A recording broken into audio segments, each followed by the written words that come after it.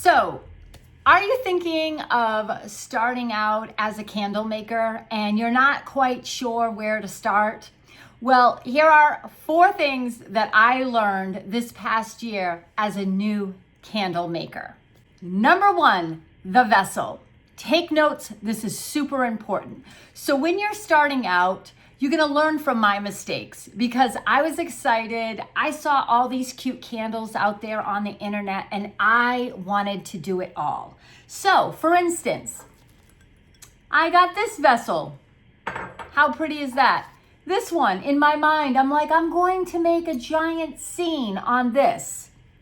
Then this one, I was like, well, somebody might wanna buy a cute little candle, right? Then I have this one. Oh, I definitely want to make a dessert candle. So you're online and you're seeing all of these makers and you're like getting excited and you're not thinking and you just want to get it all. You go and you're, all right, yeah, I'm going to test this. It's going to be great. No. Learn from my mistakes. Pick one. Pick one vessel, okay? And let me give you some ideas of the vessel to choose. How about something like this? You see that? Reminds me of a giant shot glass. It's thick. You can get it basically. It's a basic candle vessel, right? So let me tell you why this is a great choice if you're a new candle maker. One, it's clear. So you might be like, okay, Karen, why is that important? Well, when you're new and you start making your candles, then you start wanting to experiment on some designs. Well, if you have a clear vessel like this versus something that's a solid color, you can see your designs through it. You could do a tilt, you could do a swirl. So it gives you some options and it's a great size, right? So number 1, pick one vessel to start with, okay?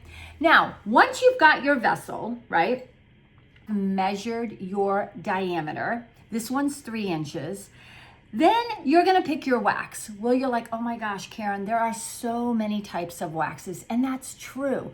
But what do you wanna make? Do you wanna make a container, like a household candle? So look for a container wax. There's soy blend, there's coconut apricot, there's all different kinds of container wax. Read the reviews. I use personally the coconut apricot from Candle Science, and no, I'm not an affiliate by any means, but I like their wax. It gives a smooth top. It has a great burn. I picked one wax. And so now you've got your wax, you've got your vessel, you've measured it, it's 3 inches, you picked your wax. Now it's time for your wick. Don't do what I did. Don't make the same mistakes I did. So once you have your vessel, Candle Science and a lot of other candle companies will recommend a certain wick for that size vessel. I suggest buy the one that they recommend, whatever that is. I think this one is, I don't know, CD18. I can't remember. I don't have it written down, but I have it written down. But it'll give you a recommended wick, and then maybe just go up a size. Go up one size, right, to the higher number. And that's it. Start off with a small bag of 12. Don't do what I did. You ready to see what I did? Now think, right? I got all these vessels and I had tons, 30, 50 different kinds of vessels. And then look what happens. I've got Eco wicks. I've got LX wicks. I've got CD wicks.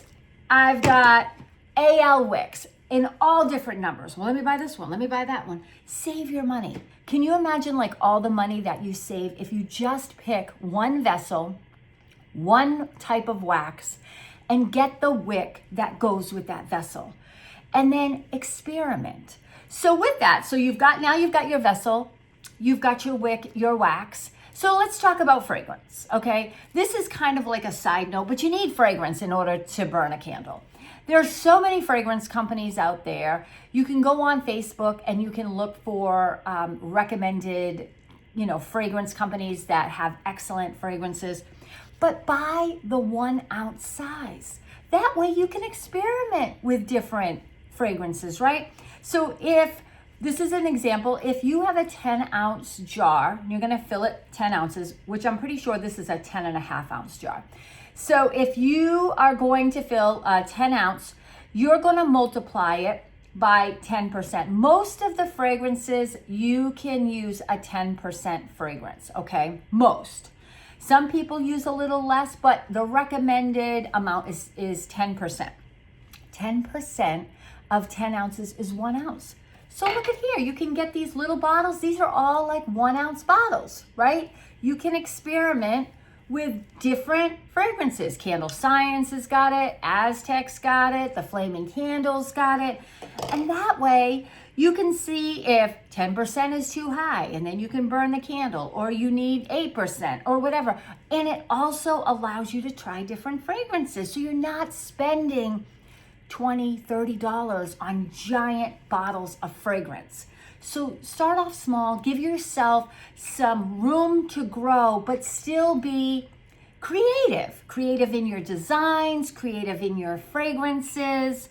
So we're gonna, like, fragrance was kind of like a side note because you need fragrance, right? So the fourth important thing that every candle maker will tell you to do is to test.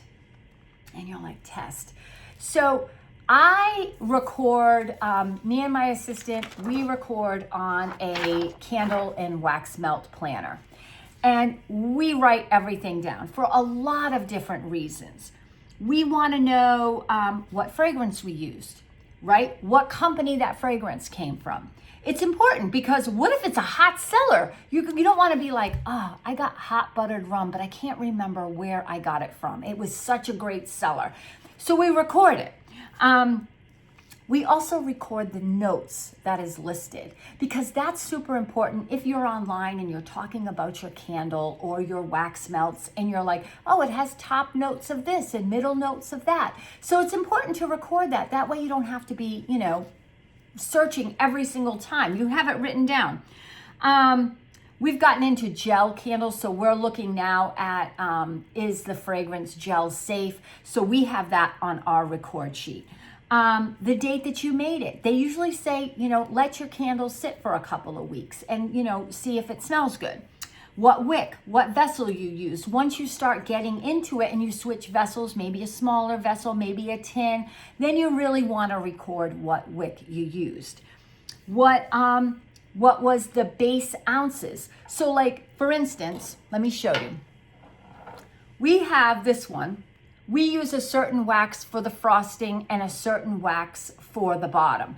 And we'll measure the wax that we used for the base of the candle, and then we'll measure like how much whip we put on. And the reason being is because when we do the label, we'll put how many ounces that candle is. So we record that. We record how many we make and what we're planning on selling it for, and what colors we use. There's so many different wax colors for your candles and wax melts. So if you're trying to replicate it, like say I do wax melts that sell really good and I love the design, I want to be able to go exactly to that company and know what colors I used. So the record sheet is super important. And you can also record the throw. So when you're like, ooh, that smells amazing. So I can tell that this honeysuckle has an amazing cold throw. Like, I can smell it. So then we put it in the kitchen, we light it at what time, and we burn it. And we look at it. It's super important. We're looking at our candle. How long does it take to burn? We burn it for 3 hours. What does the sides look? Is the wax going up the sides? Is it tunneling? What is your candle doing? Just burn it. Walk out of the room. Walk back in. Do you smell it? That's a good heat throw. When people come into your house and they're like, man, it smells good in here. All right, well, you know that it has a great hot throw. So with all of that, record, pick your vessel. Let me know if this video is helpful. Let me know if you guys are beginning candle makers. I consider us beginning candle makers. So do we sell our candles? Yes, we do, absolutely. But once you master one size and you've got it down, then you can sell it, right? Then go on to the next one. Let me show you. This one here, this was a Valentine's Day candle that we did, and we're practicing using gel wax. Are we perfect at it? Not at all. But have we burnt this? Yes. Does it have a good cold and hot throw? Yes. But we right now don't feel 100% on our gel wax. We're still playing with it. We don't sell this yet, but we're playing with it. So once you get one down and you've mastered it, then by all means, go to a vendor fair and sell it. You're confident that when your customer buys it, it's going to burn and smell amazing. So let me know where you guys are in your candle journey. I hope that this screw up that I did last year, all of these vessels and all of these wicks and everything I did, that you guys don't do that.